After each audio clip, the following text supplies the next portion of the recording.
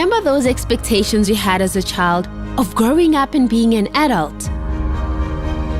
Is your current reality really what you expected? Maybe you find yourself not getting the attention you think you deserve, and that sometimes pushes you to the edge just to get it. Kind of sounds like you? Well then, stick around because you are in for a ride. Our February lineup of Woman to Woman will shake things up.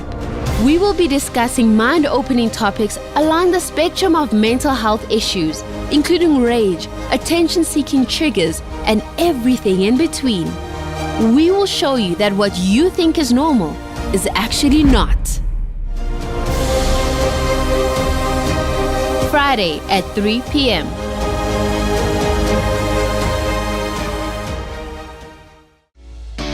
Talking about PTSD. Just for those of you who don't know what it stands for, post-traumatic stress experience. So the first change that happened was that when I started high school, I was kidnapped. I would see blood on my hands each and every day. It used to torment me. Thank you for sharing your experiences because they are a blessing. They bless a lot of people out there because we have a lot of people that have been going through the same situation and maybe they didn't even know. We are women. It means that we are brave, strong, capable, unique. We are Woman to Woman.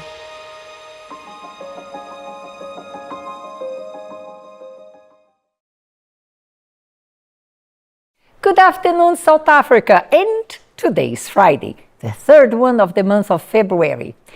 We are back with Woman to Woman for you, and today you might be wondering, what happened? They are alone at the studios. Today we have a surprise. Yes. Instead of having one guest, we have many calls of people who want to share their experiences, who want to tell the stories. And we are sure that their story somehow will bless you, mostly because they overcame it. Today we are speaking about something that is very popular out there. And we wonder why, talking about PTSD. Just for those of you who don't know what it stands for, post-traumatic stress experience. Yeah. And many people go through that. The aftermath of being involved or victim of a traumatic experience. Yes. And I think, Toko, we see that more often nowadays because we live in a society that it's violent. The patterns of the world are changing. Family is not having the influence that we had before. Mm-hmm. So, of course, we see more people having this post-traumatic disorder. Stress of how they channel, how they try to cope with any traumatic experience they had. What I find interesting to explain to them, because of course, we help a lot of women. Yes, we do. Going through that. Sometimes you're going to hear a story, you're going to hear the account of an experience, and you might say, but only that. However, for that person, for that nature, for the experiencing life, it became a trauma. Mm-hmm. So we cannot judge. Of course, there are situations most of us will come to the conclusion it was traumatic. And the fact is that most of us don't know how we would react if we have been involved in a situation like this. Actually, you will only know how it feels when you experience it. It's easy for us to judge a person and say that, you know what, this is something small. But only when you go through it, that's when you will know what it is. You will know what others felt. Because it's very painful to go through traumas. You know, everyone at some point goes through traumas, but sometimes people judge because mine is bigger than the other one. But it's not like that. It's proof not of like that, we have many callers on standby who will give their participation by sharing experiences. And you might judge, but that's not a trauma. However, for that person, it was hard to deal. And our intention today is not only to speak about those who overcame, but to give you tools on how to overcome. Yes, I think that's the most important thing. I think this is the cherry on top of the cake, and this is why we are here alone today, but not really alone, with many testimonies. So if I tell you, what would you rate as trauma? Maybe for you, rape would be a traumatic experience. However, youth go through something very traumatic in schools today. Bullying. And you might disregard it and say, that is natural of the youth. We have seen along the years that bullying has become even an act of violence. It has been escalated and it has been leading many youth to suicide because they could not cope with the trauma. So I wanted to share with you today, to start with, the account of Matapelo.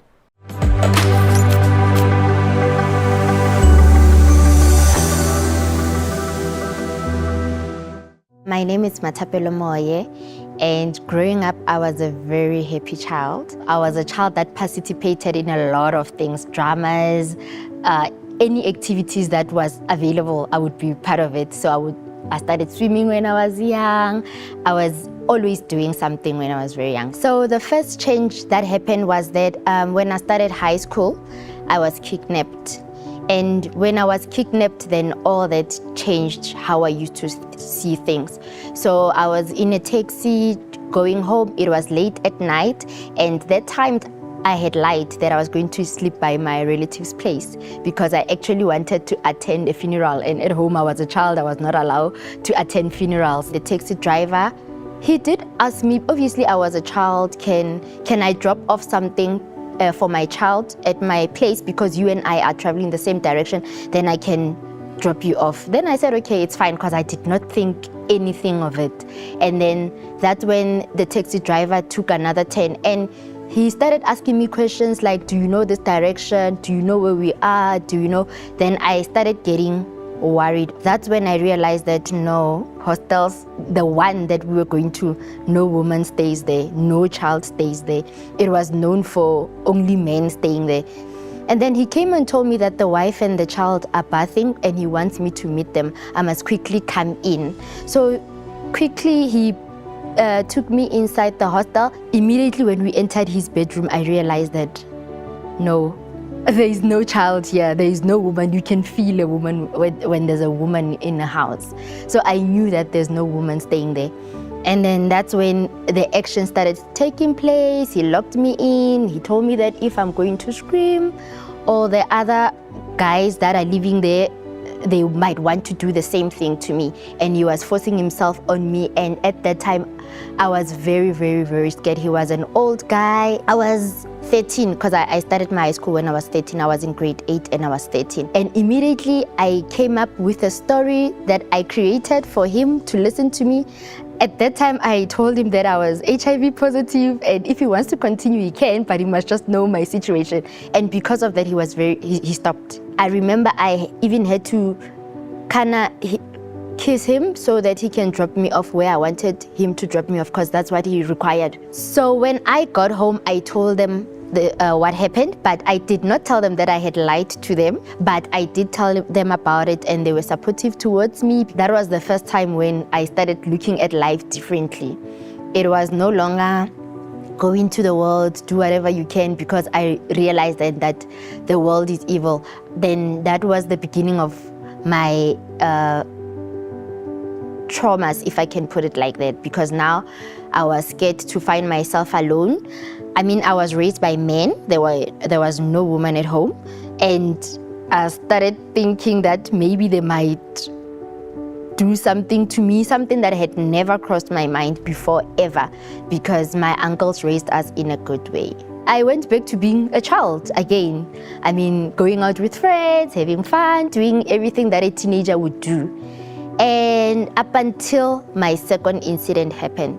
So this is when I was in matric, and it was more of a peer pressure, friends pressuring me around.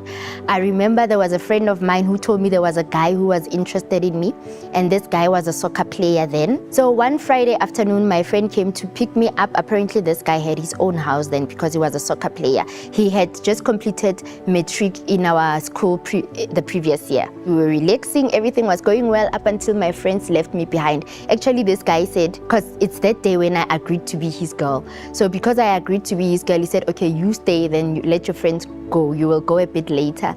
So all my friends were happy. They had drinks. Now it's time to go home. Everybody goes and they leave me there.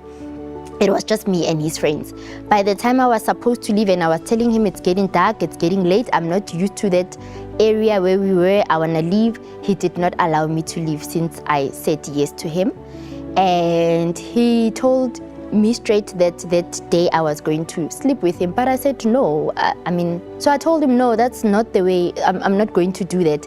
And he told me straight, you're either going to do it or you can leave. And I could not leave because he had 3 pit bull dogs and they were not lashed. So he wanted me, either I was going to be, he told me straight, you can either go out and let the pit bulls have you, or I will have you. So for me that time, I did not have much choice. So he forced himself on me. And the worst thing was that I was in my matric and he told me straight that he wanted to get me pregnant.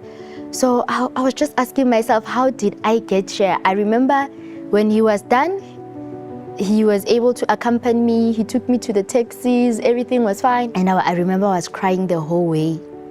I remember the only person I told was, for many, many years, was only my best friend then, because we kind of understood each other. And I decided that I was going to live with it because I blamed myself for everything that took place. I kept on blaming myself for everything. I thought that I'm filthy and this is the lifestyle that I chose and these are the consequences. Actually, I used to believe that God punishes people, so this was a punishment for my actions. So that's how I lived with it. From there, I stopped concentrating. I remember I was in my matric when this happened. I stopped caring. I stopped studying. I never studied I even wondered how I passed. I did not pass well my matric, but I just passed. I went on wild. There is nothing that I did not want to experience. I just thank God that then drugs in my neighborhood were not so popular. We wanted to, but they were not so popular. And given an opportunity that they were there at the time, I think I would have been on drugs even. That's how wild I went to live my life after that. In that same year, we started coming to the church. My uncle had invited us to the church. And part of me, from the first day when I came, I felt something different, that my life was going to change. And I wanted to prove to God that that's a lie. My life is not going to change. I am meant to be this nobody person. I was doing wrong even more to prove to God that I could hear that he was calling me for change, but I was resisting because I told myself that, no, this is my life. I had my own thoughts about myself. I had my own thoughts about God. And I wanted to prove to God that he's not calling me. He doesn't want me. He's making a mistake. The matric results were out, and when they were out, I was disappointed because from a young age, I was a very bright child. But because I've changed my behavior when I was in matric, I didn't do well. I've just passed anyhow. Now I'm finding myself at home and I've got nothing to do. The universities say no. That's when I started taking life seriously. And I remember I started coming to the church every day. And then as I was coming to the church every day, I was liking the person that I was becoming. Those small changes, like I don't swear anymore, I don't speak slang anymore, and I could finally stay away from any sexual intercourses, which was a surprise to me. It was really a surprise that I could stay a week, I could stay a month, and I was loving this person I was becoming. And I remember I've pushed this life up until 5 months, and I was becoming serious. Everything that I was told to do in the church, I was doing, I was learning. 5 months down the line, the third incident happens. It was a Sunday morning. I was on my way to church. I would usually travel with one other guy from the church. We would travel together to church every Sunday morning because we stayed in the same area. But for some reason that morning he was taking too long to come. I was checking the time and I was becoming late. And remember, I'm in this new love of everything that's happening in the church, and I don't want to miss anything. I do not want to be late. I remember I left him. I was like, okay, he's running late. I'm not even sure if he's coming.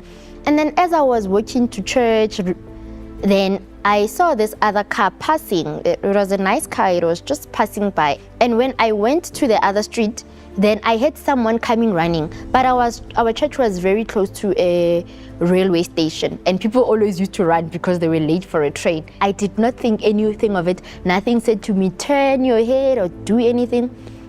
And by the time I looked, it was this guy with a very long gun. And he asked me to follow him. Now, he asked for my phone.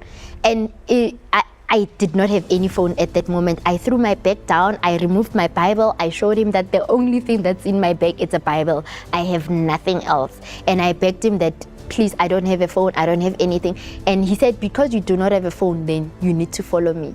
As we went back, then there was a gentleman in my neighborhood. He saw me, but because that guy was too close to me, he acted like he's my partner. You would not tell what was going on. But at that time, I was thinking that this guy can read my face, that there's something wrong here. But then he didn't. I got into the car, I sat in the back seat, and he commanded me to come and sit in front with him. I jumped to the seat, I went to sit in front with him, and he put the gun in between me and him. And then he started driving very slowly. So when this guy realized that we're starting to see people, he started to ask me to roll my seat down so that I could not see anybody anymore. He drove me towards where my high school is. As I've said, I was very familiar. I could see by the trees and everything else where we are. And when we got to that side, unfortunately, he forced himself on me. He raped me. And then soon after it was done, it was, now, what do I do with this lady? That's when the battle started. He came back to his senses. You could see that now he's a normal person. And then he was now banging his head on the steering wheel with the gun, wondering what he's going to do with me. It wasn't easy to figure it out because we were by the railway station. It was an outline.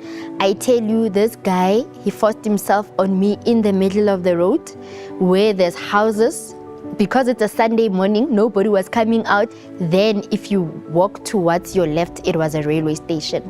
Now, the only solution was, dress up, I'm gonna kill you and I'm gonna throw you there. I remember at that moment, I was like, my God, what was the purpose for me to come to earth? Because I reflected back on everything in my life. I had no parents. My mother died when I was young. Nothing good was happening for me. I don't have a mother. I don't have a father. I don't know who my father is. Financially at home, we're struggling. Whenever I compare myself to my peers, I'm always the last one to get anything in life. And then now I'm gonna die at the age of 18 and die so brutal, not just die. We used to read statistics in South Africa of the rape cases of the ladies that died. And I remembered when I thought I am going to be part of the statistics when they speak about ladies who were raped in South Africa and murdered. I am going to be part of that statistics. Was that the reason why I was brought on earth? I did not understand at that very moment, because he told me straight that I'm going to kill you. And I remember saying to him, okay, before you kill me, can I talk to you? At that moment, I don't know how, I started being calm. And I said to him, I started talking to him like a human being. I asked him, the rape has already happened. There's nothing he can do about it. But if he spared my life, then he would have done something good. So I begged him for my life. I asked him not to kill me. I will go back home. It will be like nothing happened. And because remember, I was able to keep that secret for a year, that I had not told anybody besides my best friend that I was raped by my boyfriend. I honestly thought that I can do this thing. I've got this. I've been abused before. Here's my life. I am carrying on. No one knows, and my life is going well. So I can do the same thing. At that point, I invited him to church. I remember to say, maybe you will find out what's the issue with you. You need to come. And he went to drop me off at church because he knew that I was going to church. And as I went into the entrance of the church, by the time I started stepping on the staircases, I broke down. And in my head, as I was walking into the yard, Matapelo, you've got this. You've been through this before. You've survived it. This is nothing big. It's okay. It's okay. You don't need to tell anybody. Move on like nothing happened. I started crying. The pastor came and I told him everything, what happened then. And I told him, I don't understand at that time. I don't understand how God works. I've been living my life in a certain way all along. In a wrong way, I was doing wrong things. Stuff used to happen to me. And yes, I believe that I deserve them. But now, here I am. I'm excited to be this new person. I'm excited to become this lady that I'm becoming, that I was never a lady before. And bad things still happen to me. And I said it straight to the pastor. For me, I think this is a sign. I think God is just saying to me, you are worthless. Don't force yourself to do it, to change or anything. Live your life the way you've been living it. I felt like I'm adding value to nothing or in nobody's life. That's how I felt at the time. But I thank God because the support that I had that time was good. And I remember on the very same day, I was advised to go to the medical center. I went to report the case, something that I didn't want to. I've never reported any case before, and for me, I did not want to report this case. It broke me so much because to me, it was like whether you are living a right life or you are living your life in a wrong way, it's still the same thing. My battles were always internally. Outside, I was okay. People would think I'm okay. I was always smiley. I was always active. But this time around, I was broken. I started saying to God, okay, God, what is it that you want from me? What is it that you want me to learn from everything that happened in my case? And I remember I could see other people, and not people that are far. I can put an example as my sister, who when they were in the church and they fully gave their life to God, I could see how they were succeeding, how happy they were. And to be honest, I desired that. I saw my sister's life changing, and I also wanted that. And not just my sister, even the people that were surrounding me. I had to let go of this doubting God. I knew God was God did exist, but I doubted his existence in my life. I always felt that I am the last one in everything. God does not care about me. And the day I decided to give up those thoughts I had, it's the day I started seeing God's glory in my life. And to this day, I have peace. I understood it's not that God put me in those situations I was, but he allowed them for me to use me today. I remember after when I have changed, I could understand people better. My life is good today. I'm well married with my husband. This year we'll be completing 7 years married.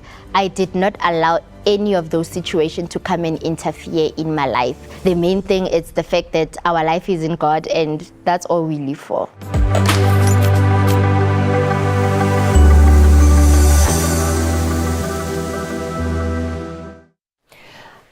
I think that everyone agrees how difficult it was for Matapelo to overcome. And today she's married, she's happily married. She is an assistant of Park Station, Yes. but she has been through a lot. Yeah. And the sense that it happened once, it happened to us, while she was attending school, while she was attending, she was writing matric, and it happened again after being in church. And that voice saying, this is the proof that God has not chosen you, that you are useless. Yeah. How many think about suicide in that moment. Yeah, it's a very painful experience because, okay, it's painful even when it's once, but twice, and then now you are in the church. So it's very easy for you to question God when you are in that moment. You are like, okay, now I'm in the church, I thought things will be fine, but still I'm going through the same thing. So it brings even depression to other people. Yeah. Self-mutilation. And you see that it was on a Sunday morning. The first thing that came to her mind is, I'm worthless. God has rejected me. And why that happened? Because of course we know there are evil forces. And the first thing that evil force will do, it is to contaminate your mind. And through the pain, feeling so small, dirty, rejected, why me? That voice will say, you have no value to God. Yeah. But thanks God she overcame. And I'm going to repeat over and over, and when I don't do, Toko will do it. We are going to show to you how to overcome. Because of course, we are sharing the testimonies, but each one of us would have a testimony of our own. Yes. That we had traumatic experiences and we overcame. The point of this program today is to help you to overcome. Let us have our first callers of the day.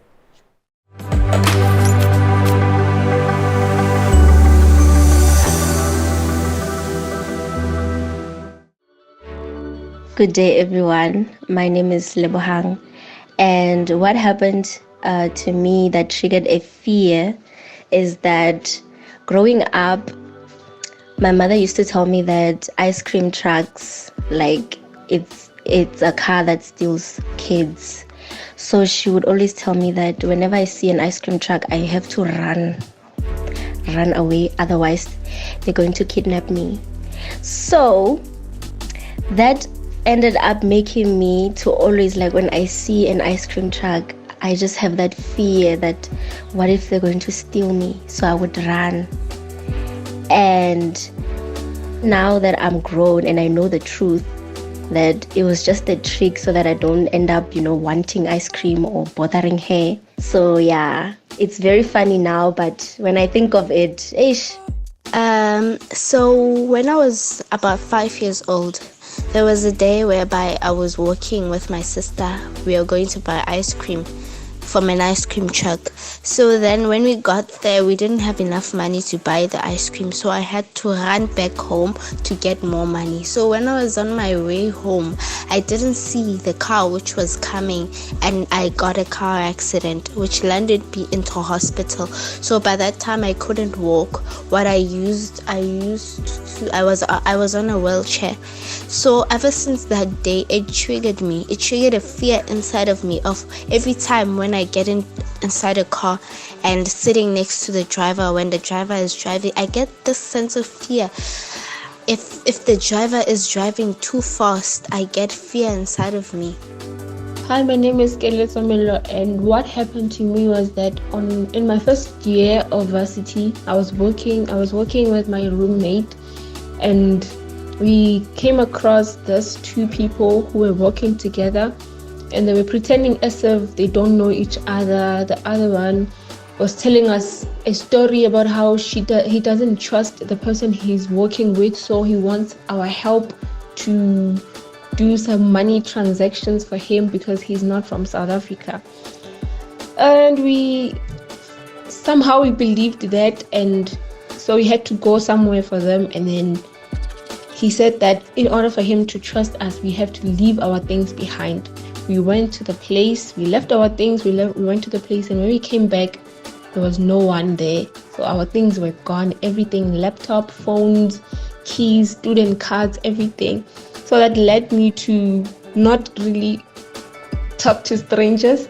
The strangers that come to me and they are talking to me, I just avoided that as much as I can. Yeah.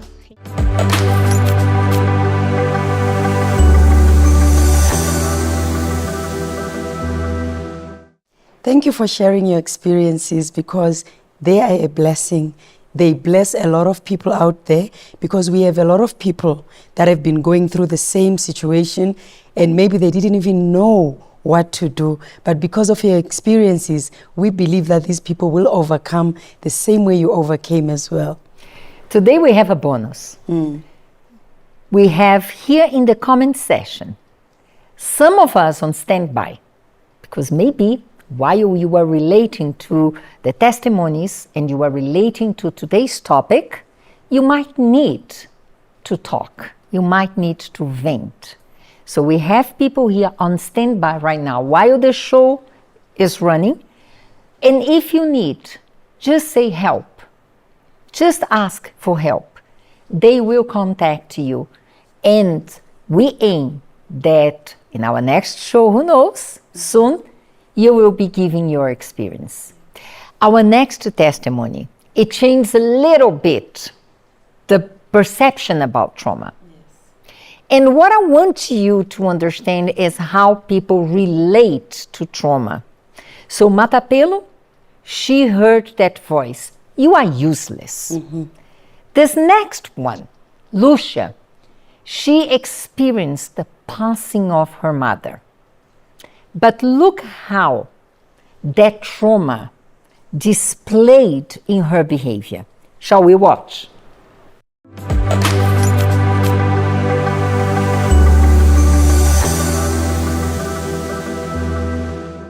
I grew up in Free State.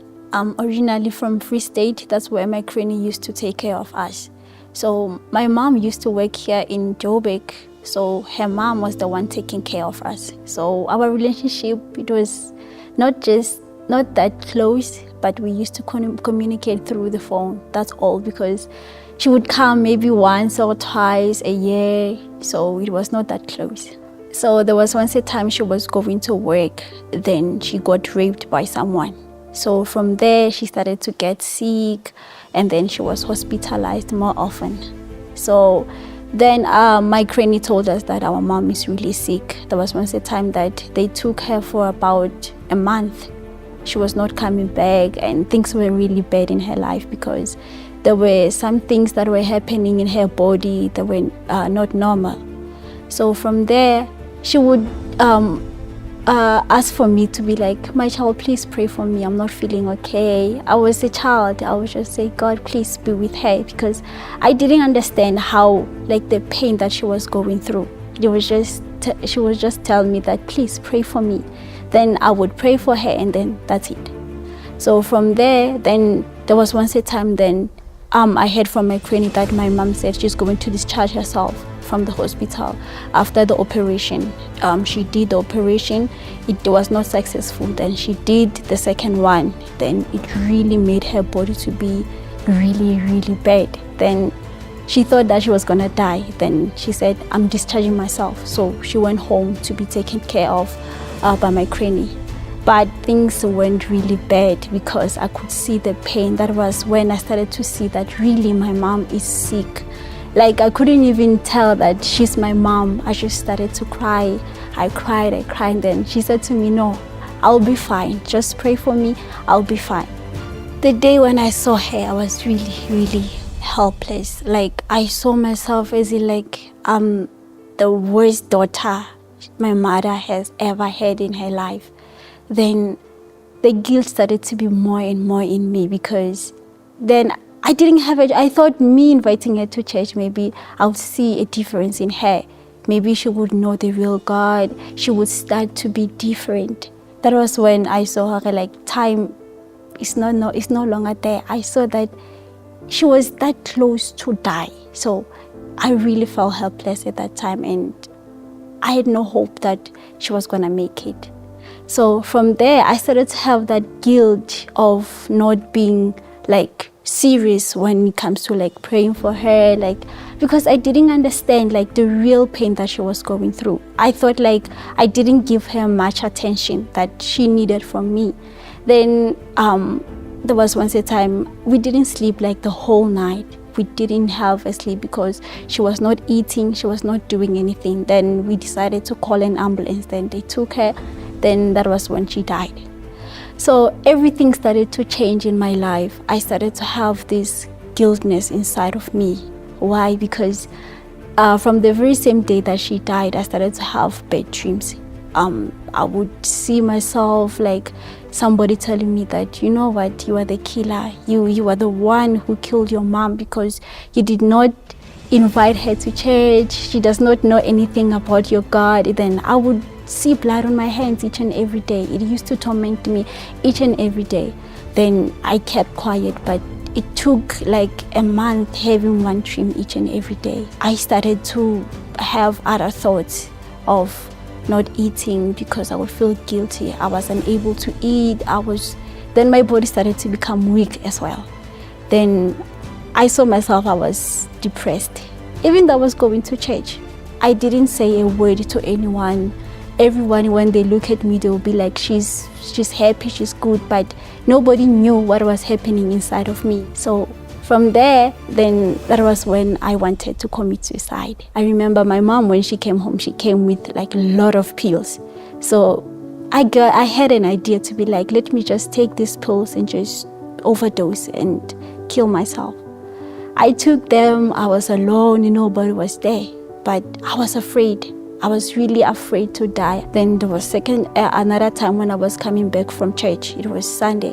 Then I saw a car. Then I just wanted to jump. I heard this voice telling me, just jump. Maybe your problems could be finished. I kept quiet for too long, but it was too much on me because I was going to church, but it was just guilt inside of me. Then I took a decision to go and just speak out. That was my first step that I did. I went, I spoke with an assistant. From there, I went to the pastor's wife, and then the pastor's wife even spoke to me. But the real thing that I had to do was with myself. I had to do something about it. So there was once a time in the church whereby they introduced the fastings of Daniel. That was when I took a decision, because they will most of the time play the testimonies of people who got changed. I really wanted to see a change in my life. So through the testimonies, I was able to confront myself and say, if the God that these people serve, the God was able to help them, what about me? Now, it's like I'm a living testimony, because I no longer feel that guiltness inside of me.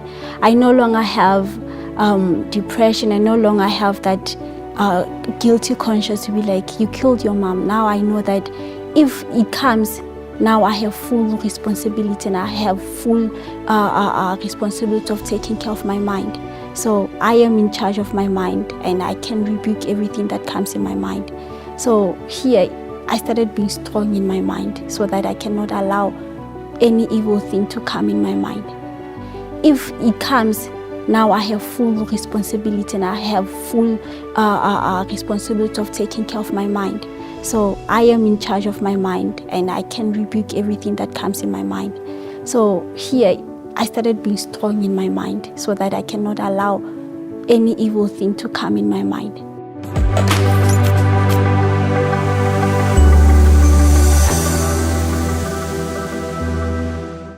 You see the difference of how people deal with trauma. Because for Lucia, she thought that because she never invited her mother to the church, so that was the problem, that was her fault, that the mother passed on. So she thought that was the trauma, because she would see blood in her hands. That's how traumatic it was. But the problem was not because she had not invited her mother to the church. The trauma there was the loss of the mother. That's where the trauma came from. Because sometimes we don't know where the trauma comes from. We try to find and we say it's this. When you find out later, it's not the same thing. It's something different. Because she thought, because I didn't invite my mom to the church, so that was the problem. That's why she died. She would have died anyway. Because, the fact that you come to church, it doesn't mean that you won't die. She felt powerless. So she thought that maybe if I had brought her to the church, she would not have passed, and I would not have to deal with the loss. It doesn't always work like this. But today, she overcame it. And also, I think the reason she was healed is because she first looked for what the problem was first. So she found out exactly what the trauma was, then she dealt with it. Because sometimes we don't overcome quickly. Why? Because we don't know the problem behind everything. Toko is now just giving you tool number one to try and figure out where the trauma is coming from. We cannot fix what we are not aware of. Yes. That's a fact. That's very true. No? So the first thing is to identify. Yes. Why do I react like this? Why I get nervous? Why I get desperate, anxious? Why I think about suicide? What has happened in the past that triggered that kind of feeling or behavior or anxiety or depression? Why you don't pinpoint what was it? You're going to try without success, isn't that? You run in one place, going round and round, and you don't overcome because you don't identify with the problem. Yeah. Now, pay attention to the numbers that we are scrolling on the screens. You learned already, this is our third Friday, that it has a meaning. Today you're going to be shocked with the meaning. So pay attention. Of course, do not detach from the show. Do not miss what we're saying, but also pay attention on those numbers. We need to call more callers because they're waiting for. I think we have over 20 today to share their fears, their anxieties.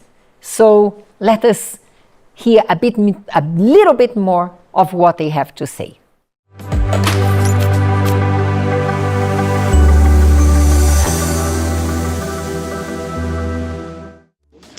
Good day, I am Tisetso from Boksburg.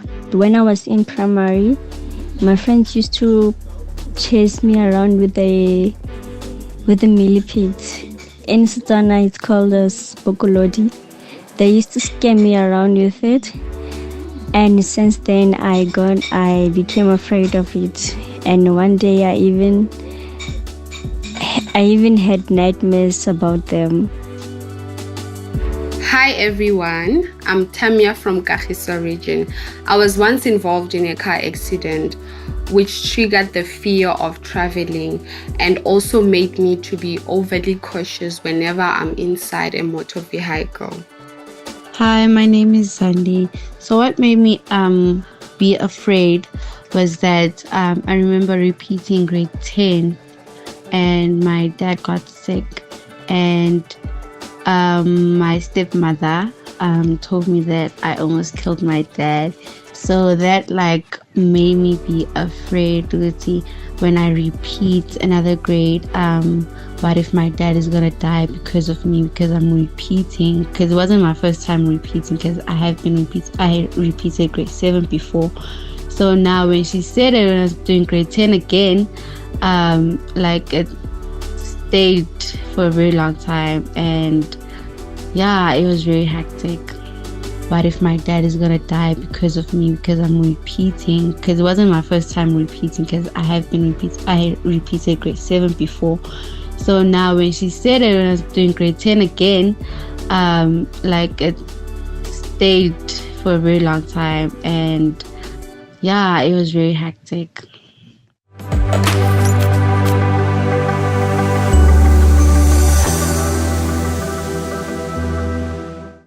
By the way, Toko and I, and many of us pastors' wives of the Universal Church in South Africa, have been trained and we are trauma counselors. Yes, we are. So don't think that we are able to pinpoint and deal with trauma and help you out of that situation just because we're pastors' wives. No. We have been through a training process. Exactly. And the training process helped us a lot because we don't do it only religiously. You know the problems of people and how to deal with them and how to allow them to speak without judging them. I think it started with each one of us as well. While doing the course, we are challenged to know ourselves.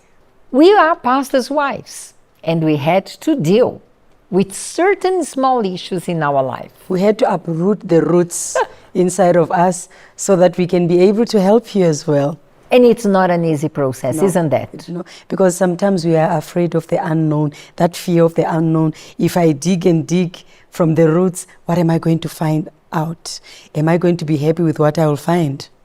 Most of people also, they are very afraid of reliving that experience. Yeah. I normally say in our workshops and in our counselings that if you have a wound, a physical wound, flesh wound, that did not heal properly, we know what the doctors will do. Mm-hmm. They will open that wound. They will have to take the surface out and use the right medicine so that it brings healing. When we're talking about trauma, it's more or less the same. I know it's very hard to relive that situation, to see yourself again in that moment. But while you don't do it with the proper assistance, you're not going to be able to overcome it. Yeah. So it's not only about us and sharing testimonies. We'll bring to you now an interview with a professional in the area who deals with victims and patients.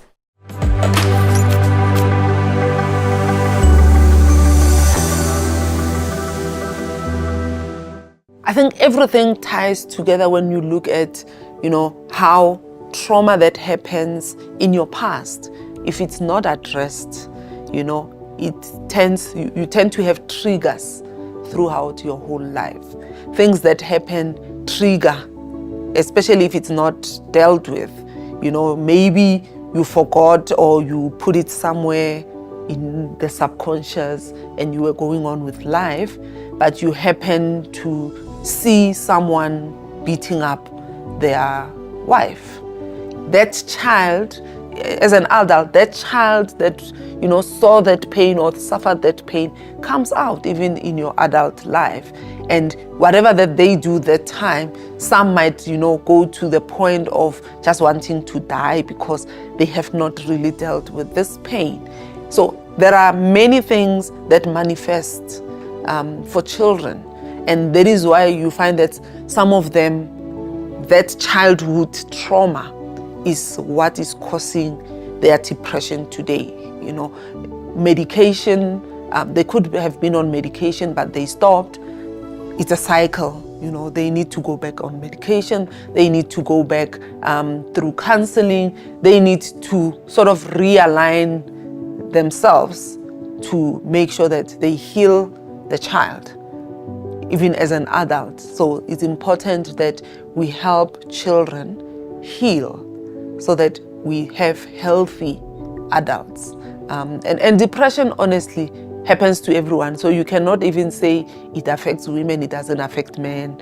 It affects all of us. And it has, dire outcomes. Some people kill themselves, some people kill other people, some people, just lose it. They shut down and they never recover.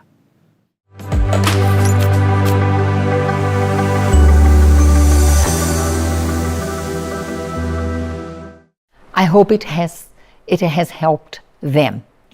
We bring to you another testimony, an interesting one. And maybe you're going to say, bullying is not really traumatic. Mm-hmm. I can guarantee to you. How did she cope with that trauma? In the most awkward way, she became a bully herself. Let us see what she has to say.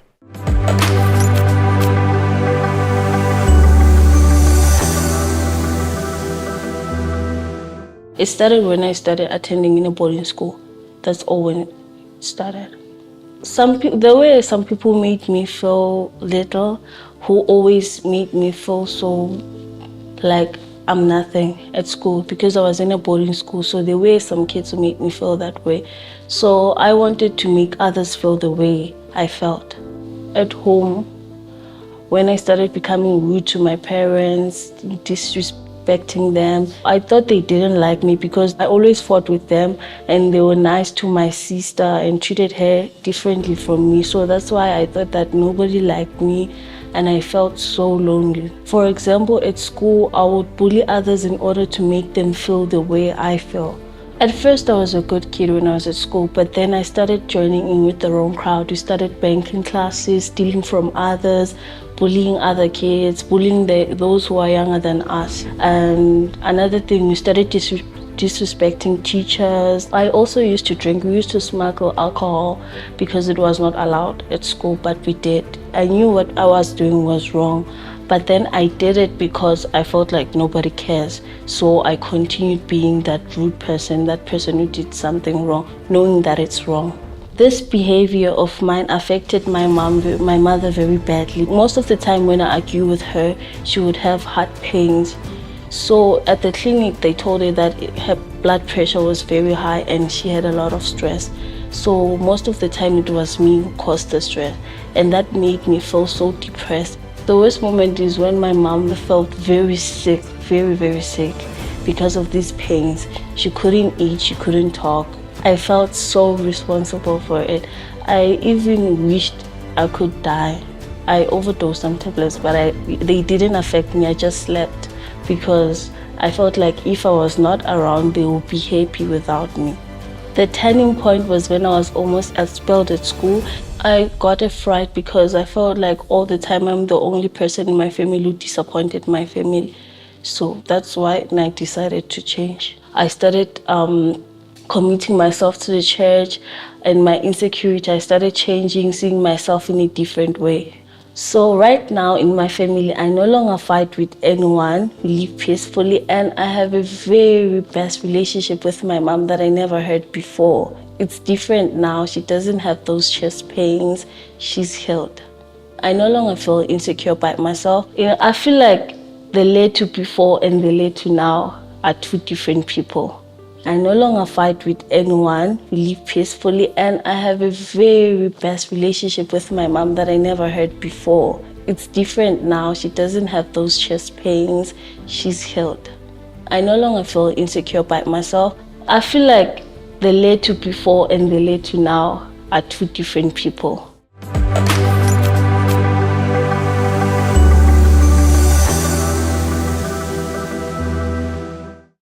Toko, you see that she suffered bullying. Yes.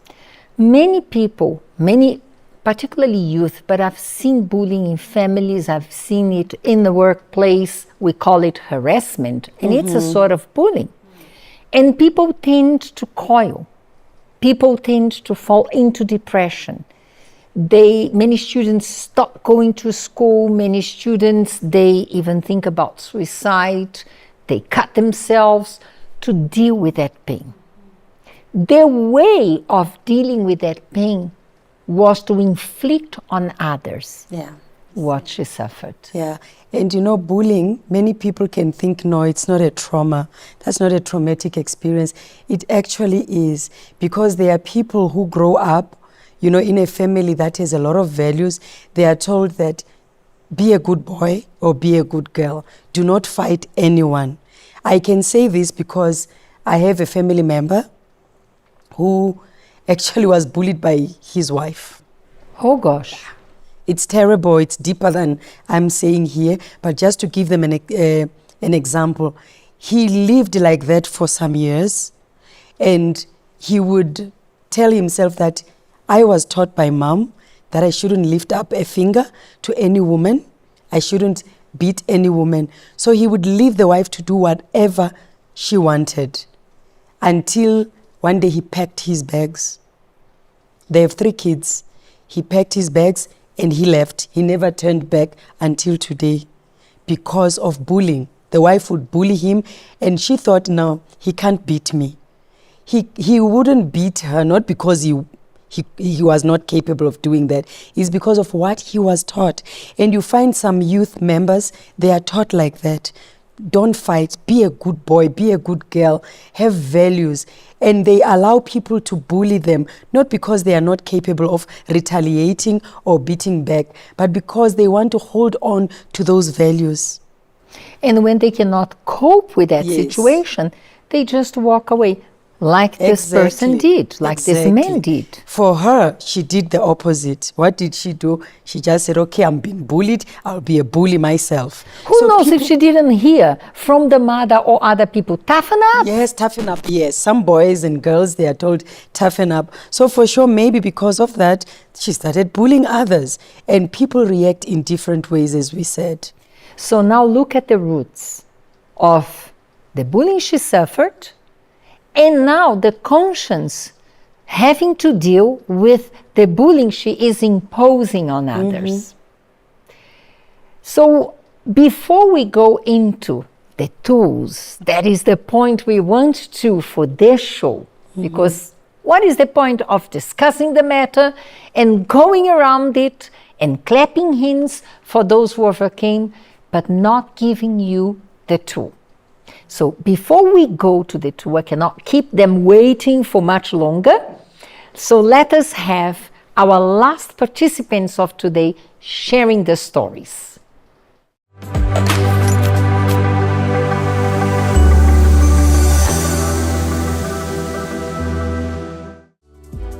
Hello, my name is Nomatum Sangna. I once had an experience some years ago.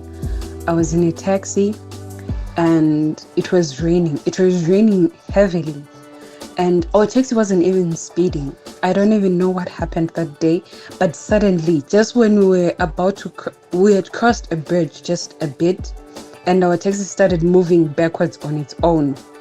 And it moved like so quick, just in the blink of an eye we were hanging. And it would take just a little nudge from a vehicle ahead to push us, and then we fall into this steep fall into the river. And from that day, of course I travel when it's raining, but I'm very much afraid of getting into vehicles when it's raining. Hi, my name is Praise, and this is my story. I had nightmares and couldn't sleep with lights off. My nightmares were just created in the mind. Well, yes. I would go to bed with lights on, waiting for the last person to come turn it off. Whenever it's load shedding, I make sure the lights are on. Hello everyone. I remember when I was a kid, I got hit by a car and that triggered inside of me a fear of crossing the road. So even though I'd had to do the look left, look right, look left again, it is a problem for me to eventually cross the road. Even today when I have to cross the road, I need to be extra careful when I'm doing so. So my name is Percy and I'm from Kempton Park. I've had a couple of fears that were caused because of certain things that happened. One of them, which I've conquered, I used to be afraid of bees because when I was like I think 5, I stepped on a bee and it stung me and it hurt. And from that time onwards, I was very afraid of bees. And what made the fear worse was I used to watch a program on TV. It used to be called I Shouldn't Be Alive. And the most traumatic one I think I saw from that program was a lady surviving a bee attack by Africanized killer bees in America.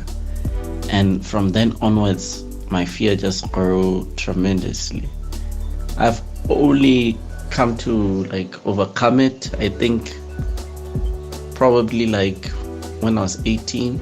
So from the age of 5 till 18, I had that fear.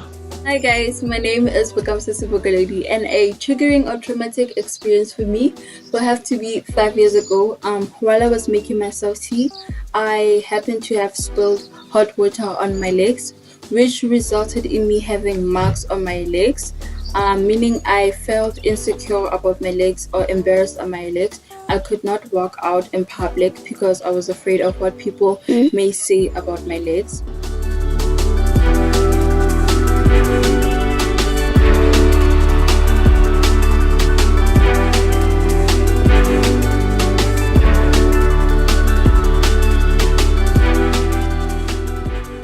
Now it's the time of empowering you somehow.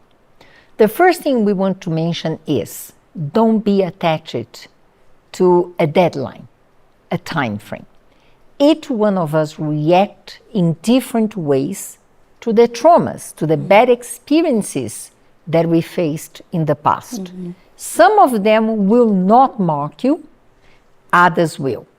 So do not demand from yourself, now I identified, voila, magic. It is not like this. You will have to deal with that.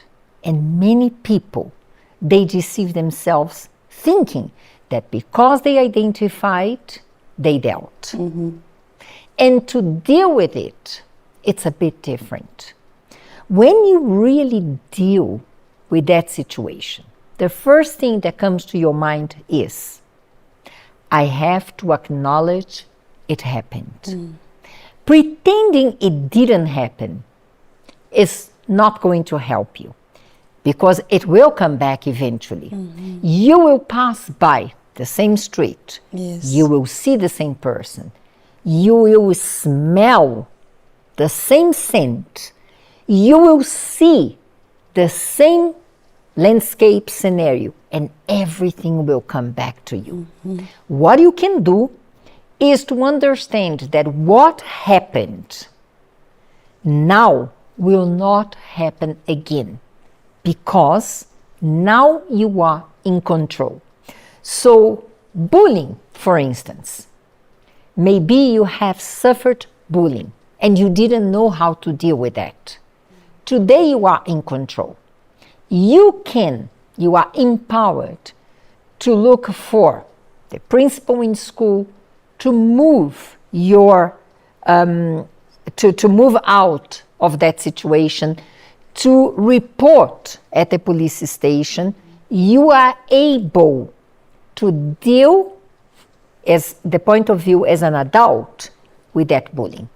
You cannot erase what happened, but you today are in control. So first you identify. Mm-hmm. Second, you acknowledge it happened, whatever it was.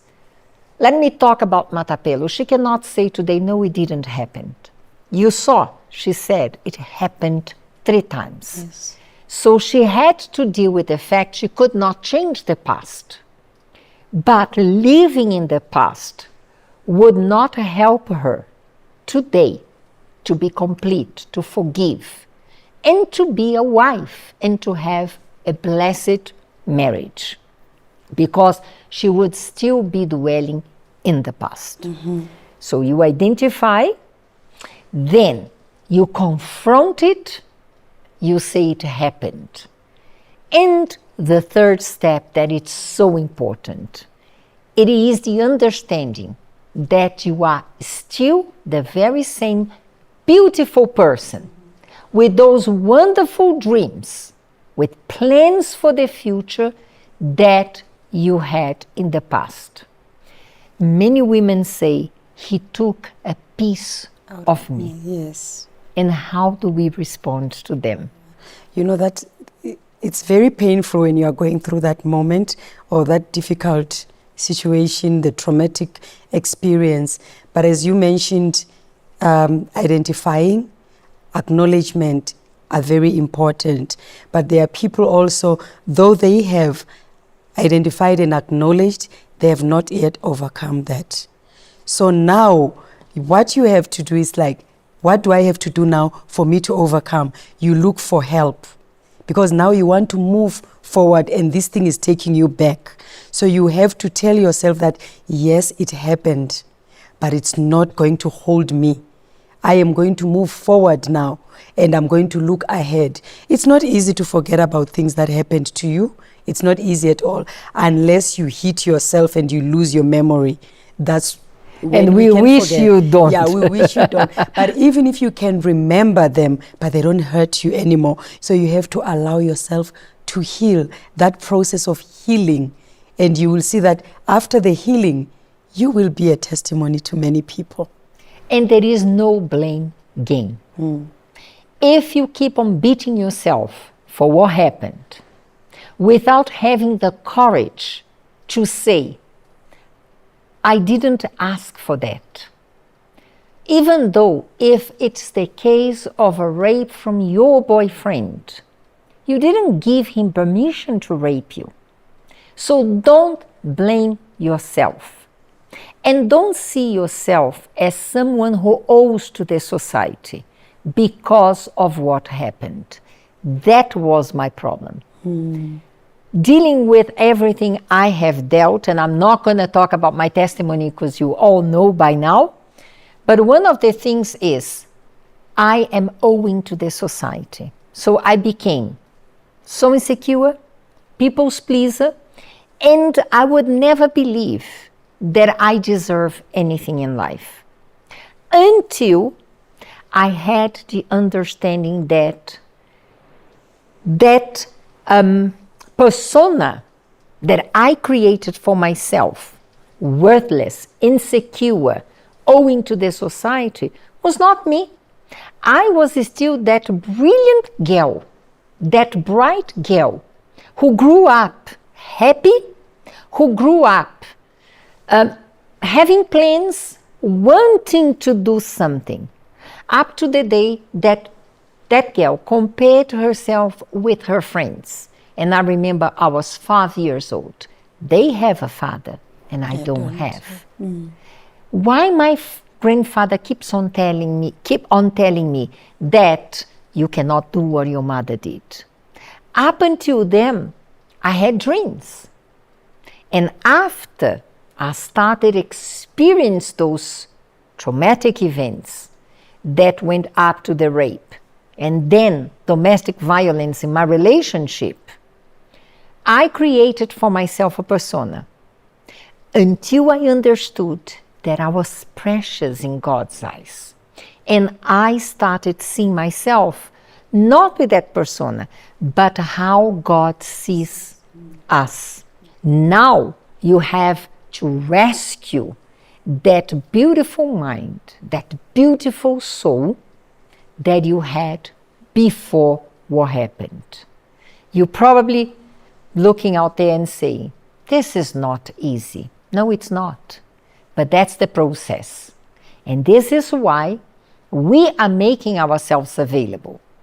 And to a much bigger extent, to help you to overcome it, to see yourself through God's eyes.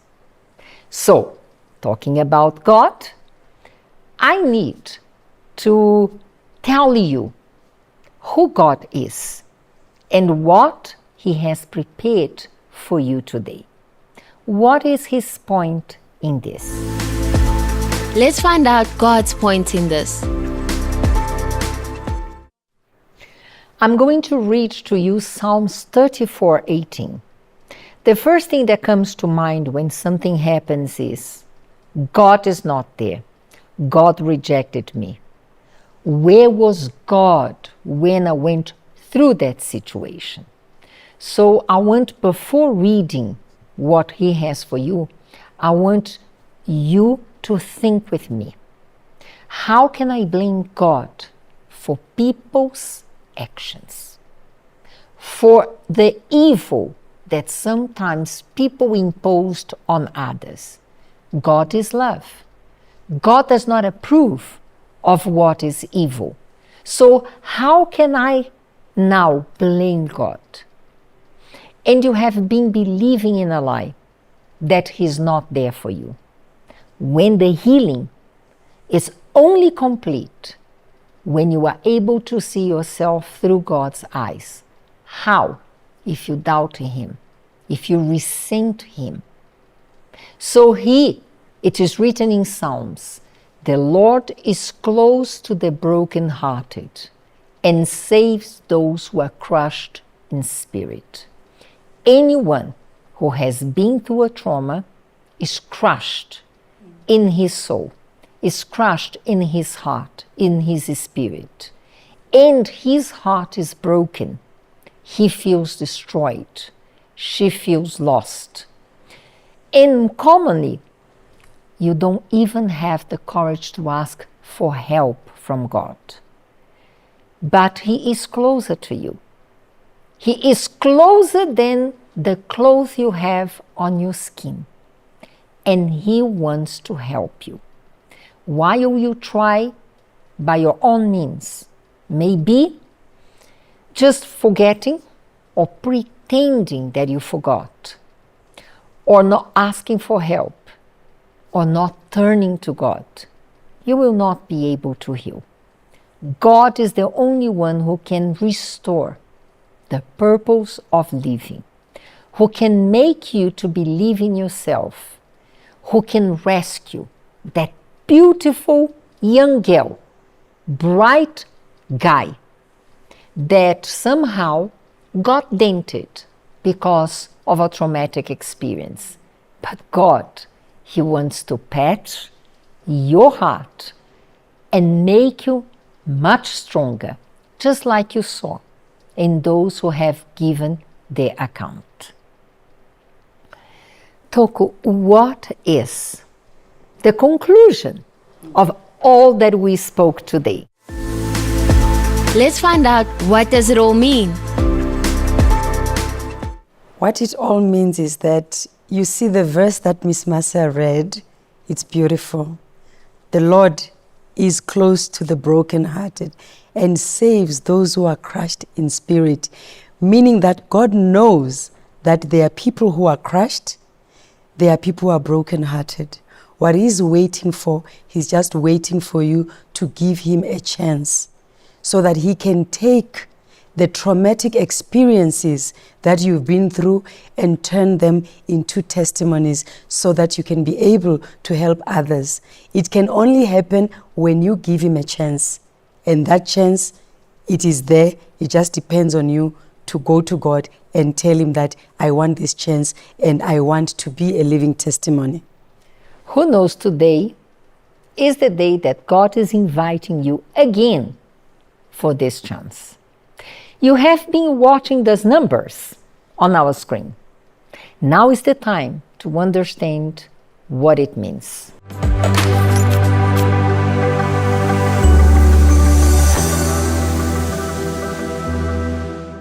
Thank you, Mrs. Marcia. I'm sure you're all wondering what the numbers on the screens represent. These are the suicide statistics from all over the world. Every 40 seconds, someone commits suicide in the world. That means, on average, almost 3,000 people commit suicide daily. For every person who commits suicide, 20 or more may have attempted to end their lives. And about 1 million people commit suicide every year. The loss of a person who commits suicide shatters the lives of their loved ones. We can truly say that the aforementioned statistics are devastating. However, there is light at the end of the tunnel. Just when all hope seems lost, don't give up. Reach out for help. We are ready to listen to you 24/7. You can get in touch with us on our toll-free helpline on 0800 330 320. And if you want to sit down with someone face-to-face, we have mentors in the YPG Help Project who are willing to assist you. The motto of the YPG Help Project is, we won't judge you, we will help you. A YPG mentor who has gone through a similar experience and overcame will listen to you, without judgment, of course. They will walk with you through the journey of inner healing. You are not alone. Someone genuinely cares for you. Remember that committing suicide does not eliminate your problems. It eliminates the chances of your life ever becoming better. That's it from my side. Over to you, Mrs. Marcia.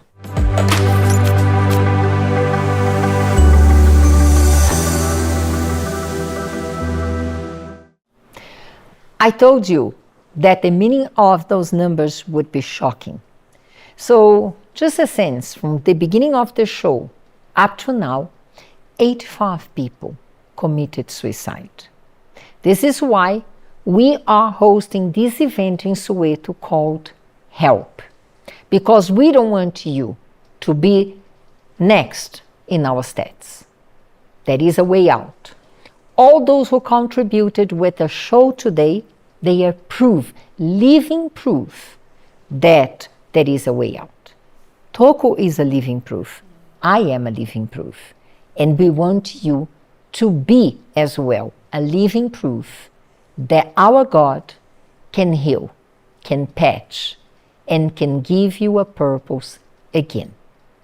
Join us. Feel free to write, to ask for help here in the comments, and we surely meet you in Soweto on the 24th.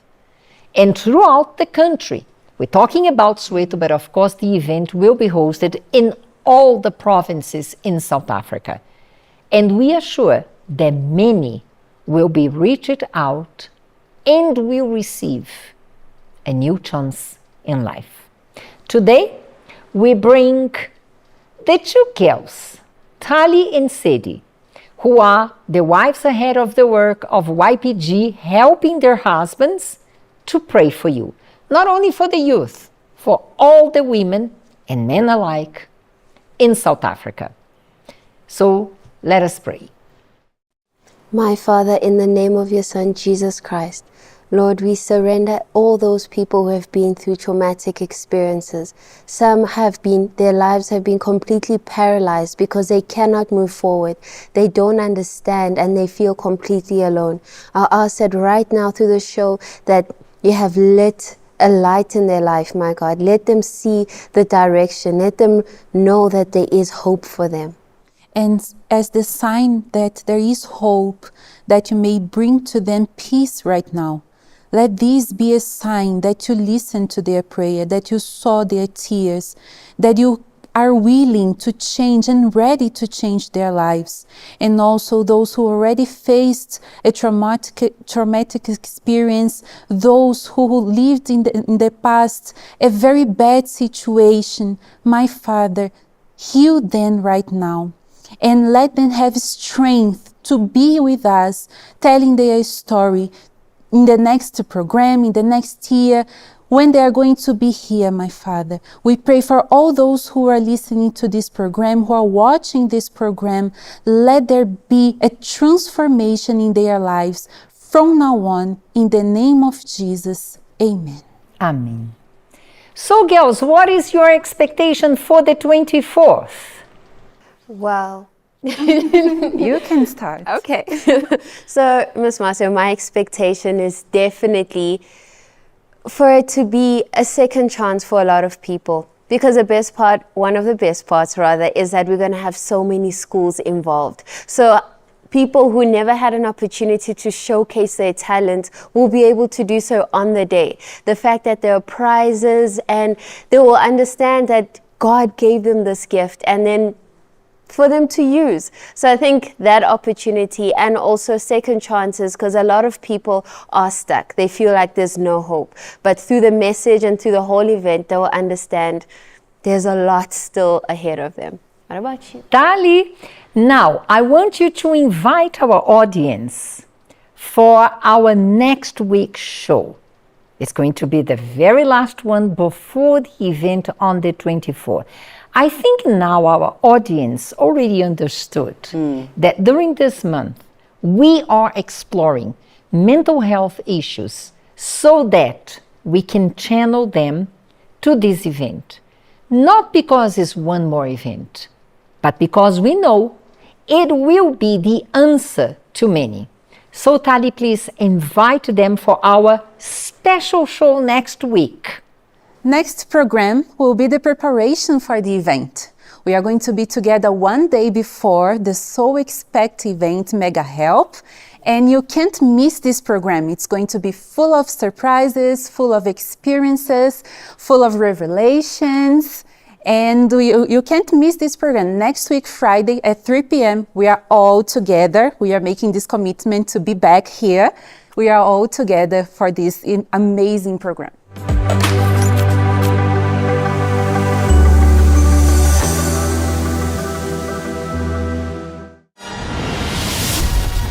In 2023, Made for More rocked the house with success.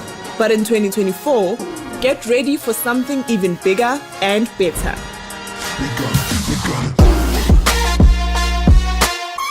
Brace yourselves for the Mega Help Event 2024, where the energy is cranked up with a mega dance-off, thunderous war cries, fierce competitions involving over 24 schools, and an art gallery showcasing the immense talent of visual artists.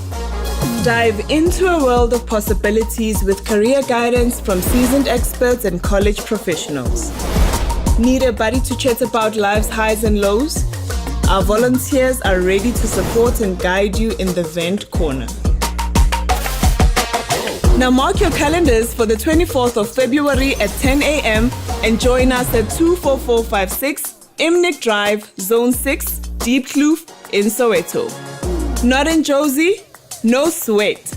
Mega Help event is making its way to you with simultaneous events at every provincial YPG branch across Mzansi. Your entrance is absolutely damage-free. For more details, hit us up on our toll-free line or check our pages on YPG RSA. Mega Help Event 2024. It's time to take off.